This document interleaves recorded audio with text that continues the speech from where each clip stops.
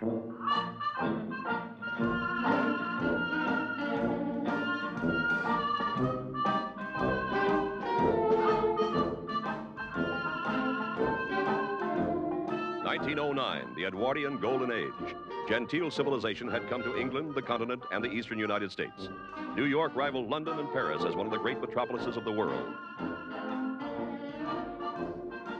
Albert Einstein had expounded his theory of relativity back in 1905. And science had brought us the wonders of the modern world.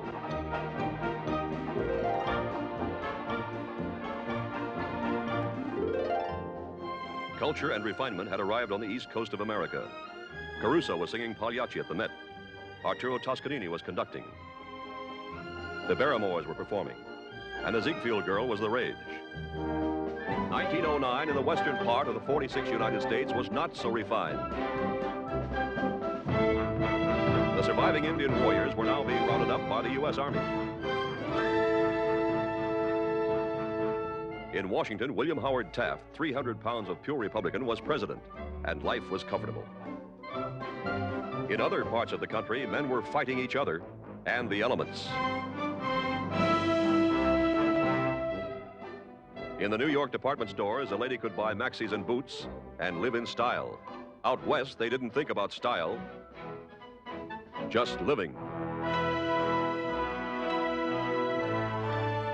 Eastern Empire builders had secured their fortunes, the Morgans, Vanderbilts, Carnegies. There were empires in the West, too, such as the great McCandle's Ranch. But these huge ranches were held together only by having enough men and guns. Notre Dame teams were playing football with N. Newt Rockne catching the forward pass. In the Arizona Territory, another team, the Arizona Rangers, were busy just trying to keep the peace. Anna Pavlova, prima ballerina of the Russian ballet, was dancing Swan Lake. The dance hall girl in the Klondike Gold Rush Saloon was somewhat different. By 1909, still photographs had come to life.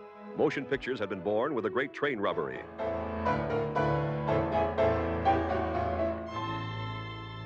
While that make-believe drama was on the movie screens, 9 men crossed the Rio Bravo into Texas.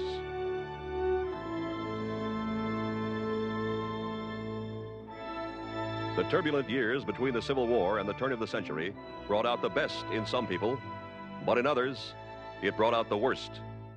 Example, O'Brien, a half-breed Apache born of a Chiricahua mother and Irish father, a professional gunfighter, one of the last of his kind. Pop Dawson rode with the James Boys in Kansas and Missouri, said to have murdered more than a dozen men, one for as little as $7. Trooper, name unknown, a backshooter, considered a coward, reputed to have been a cavalry soldier sometime in the past, but not to the personal knowledge of his Confederates. William Fane, younger of the Fane brothers, favors a shotgun, a greener for its bloody killing effect at short range. James William Duffy, at age 14, killed his first man, who was an admirer of his prostitute mother, dead shot with a rifle. William DeVries, young Billy, not quite 21. This raid was thought to have been his first outlaw act. Walt DeVries, his older brother by 20 years. He looks more like an Iowa farmer than a professional killer. John Goodfellow, maybe the worst of them, an indiscriminate killer.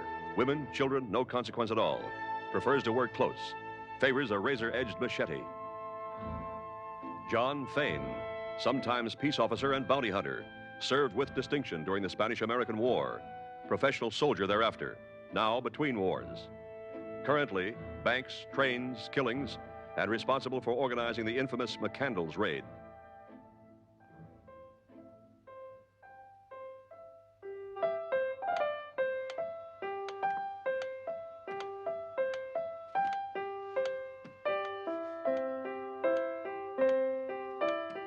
Morning, Pancho. Good morning.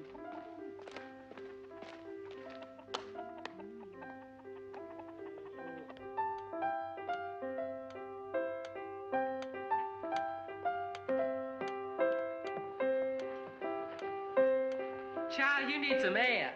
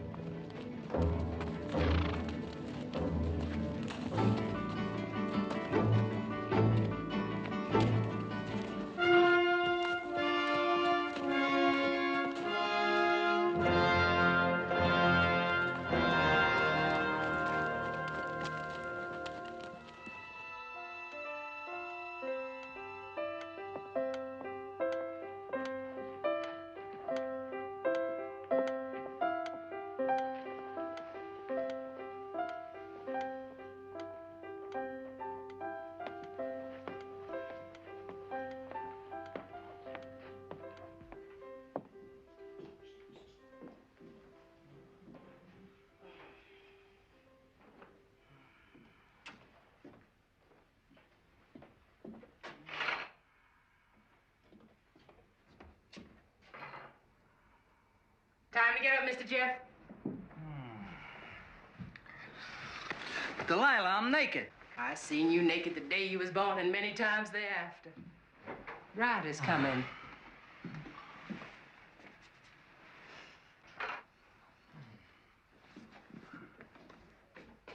Is you getting up? Yes, ma'am.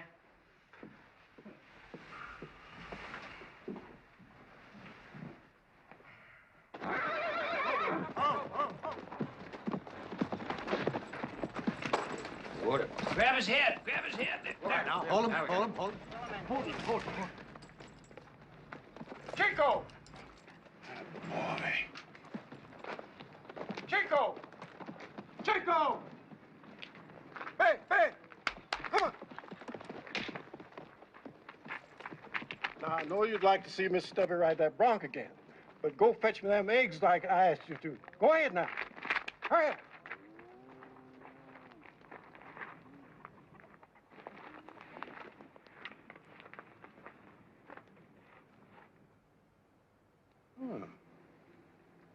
Stranger's coming.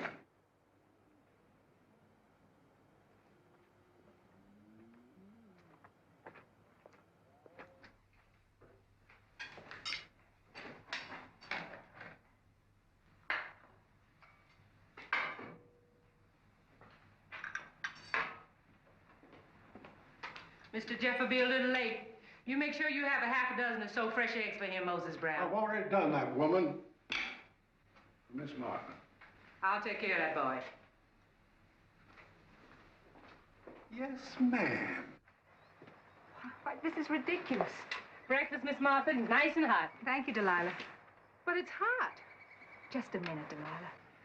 Bert, this is 1909. There just can't be rustlers. Can be, Ms. McCandles. I'm 42 years old, and I fought in the Lincoln County War.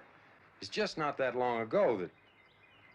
Why, it's just 15 years ago himself, Mr. McCandles hung... Your breakfast is getting cold, Miss Martha. There's some lovely flowers in the garden, Delilah. I wonder would you ask Maria to cut them for me? Yes, and... You were saying, Bert? I'm just saying, Ms. McCandles, we're close enough to that Mexican border to... Spit. Yes, ma'am. That close. And we're losing a lot of cattle. Let me think about it. All right, ma'am.